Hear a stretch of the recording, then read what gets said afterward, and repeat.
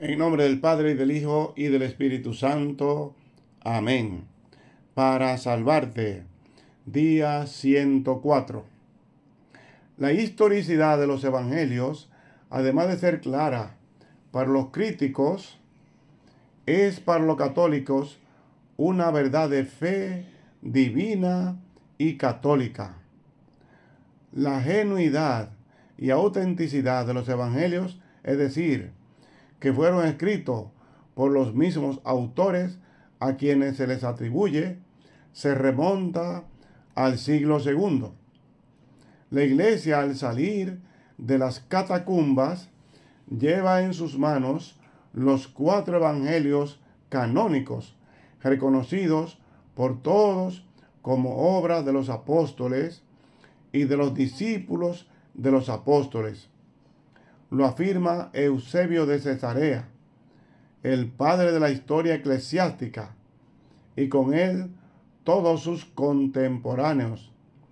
Eusebio sobresale por su erudición y estudio y espíritu crítico. Pudo utilizar la famosa biblioteca de Cesarea, donde se reunieron los mejores códices de la primitiva literatura cristiana. Eusebio recoge en su historia eclesiástica las principales noticias y tradiciones sobre el origen y autores de los 4 evangelios canónicos.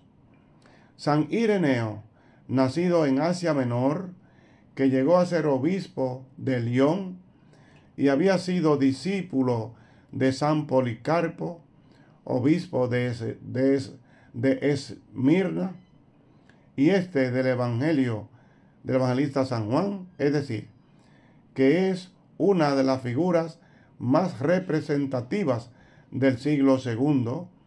Dice San Mateo, Mateo publicó un evangelio escrito para los hebreos y en su lengua. Marcos, discípulo de San Pedro, nos transmitió también por escrito las cosas predicadas por Pedro. Lucas, discípulo de Pablo, puso en forma de libro el evangelio predicado por su maestro. Más tarde, Juan, discípulo del Señor, también publicó un evangelio durante su estadía en Éfeso. Ve, con cosa clara. Tenemos otros 2 documentos del siglo II. Papías, obispo de Hierápolis, ciudad de Asia Menor, y discípulo del apóstol San Juan, dice que Mateo escribió su evangelio en hebreo y que Marco fue intérprete de la evangelización de Pedro.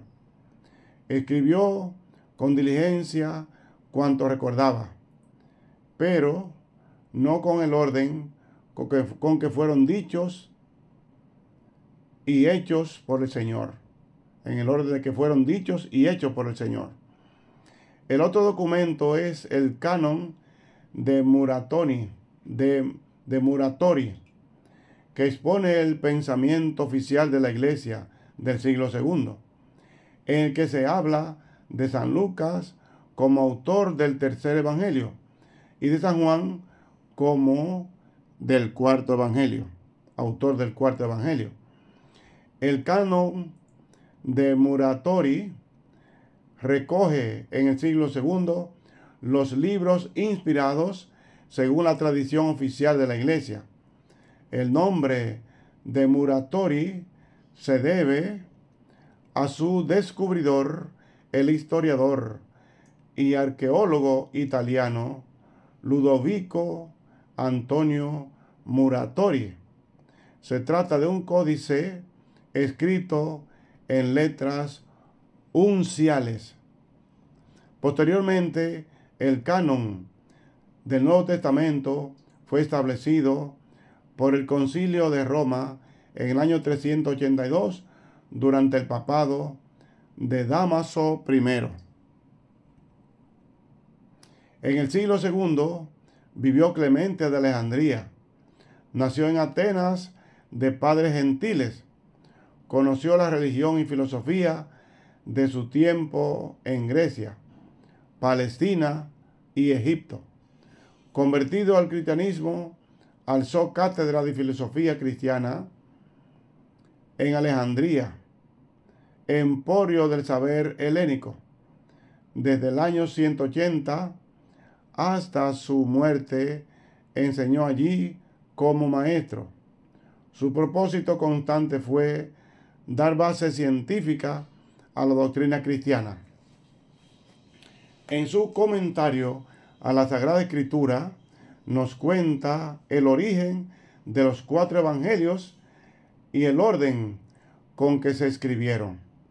Los primeros que se escribieron fueron los 3 sinópticos, después el de San Juan. A los críticos católicos que atribuyen la composición del 4 evangelio a un segundo Juan, no apóstol, les dice expresamente, claramente, que el autor del 4 evangelio fue Juan el apóstol. Tertuliano fue contemporáneo de Clemente. Nace en Cartago hacia el año 160 y se convierte al cristianismo hacia el año 195. Estudió la carrera de Derecho y se hizo abogado. Sus testimonios en favor de la genuidad de los evangelios son célebres y decisivos por su amor a la tradición. La autoridad de los evangelios dice que estriba precisamente en la tradición de todas las iglesias fundadas por los apóstoles, en el consentimiento universal de la iglesia. Las iglesias todas testimonian en favor del evangelio de Juan y de Mateo. El de Marcos se llama de Pedro. El de Lucas se atribuye a Pablo. La razón, pues, única por la cual Tertuliano admite los evangelios como obras auténticas y apostólicas es la tradición, el haberlo así oído y recibirlo como doctrina que arrancaba de la época apostólica. Que la bendición de Dios Todopoderoso, Padre, Hijo y Espíritu Santo, descienda sobre cada uno de ustedes y les acompañe siempre. Amén.